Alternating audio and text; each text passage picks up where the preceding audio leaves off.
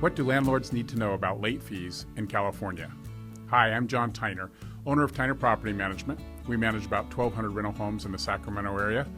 And today we want to drill down on what landlords need to know about late fees in California.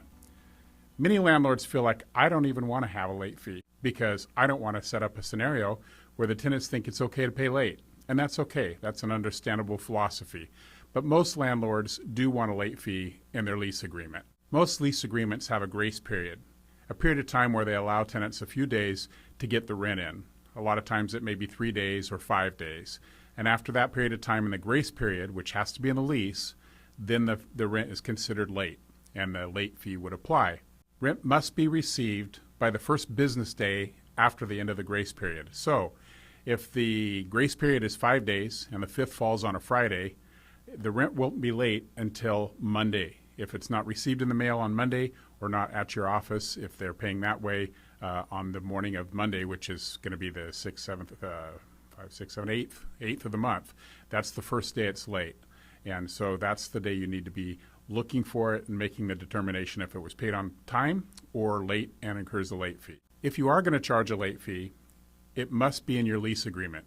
It can't be something that you arbitrarily decide. So be sure that if you're going to charge a late fee, it's in your lease agreement and the tenant signs that before they move into the property. So the big question becomes, how much can I charge for a late fee?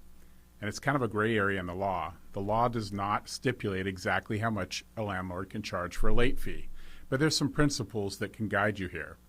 One thing that we do know from many times being tried in court is that if you charge 5% or $50 as a flat fee for a late fee, that will usually be honored and not questioned in court. But if you charge any more than that, it's subject to questions. Some landlords charge a daily fee. Many years ago, 30 years ago or more, we had a daily fee. But the problem with that is over time it becomes usurious or too much, an unreasonable amount. So if you had a $5 per day late fee for every day late after the 5th, on the 10th it's $50. On the 20th, it's $100. On the 30th, at the end of the month, it's $150. And at some point, that crosses the line into a usurious or an illegal amount that a judge would not honor. There is one court case that you could look up, Orozco versus Casamiro. And in that, there were a few principles that the case established. And one is that the late fee that you do charge cannot be punitive in nature. In other words, it can't be designed to punish the tenant.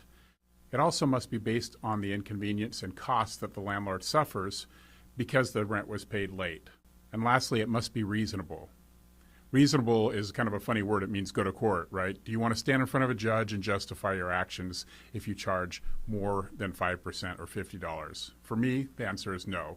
But those two amounts, 5% and $50, have stood the test of time in court and have been allowed. Tyner Property Management charges a flat fee of $50. Again, it's an amount that we know that we can defend, and it's conservative and reasonable, and it won't make a judge angry with us because we're sticking it to a tenant, so to speak. Over 99% of our Tyner tenants pay on time, so really it's a small number of tenants that are paying late. We waive the late fee in many cases. So if you think about it, if we have 1,200 properties and it's about 1%, we have about 12 properties is all that are paying late with us.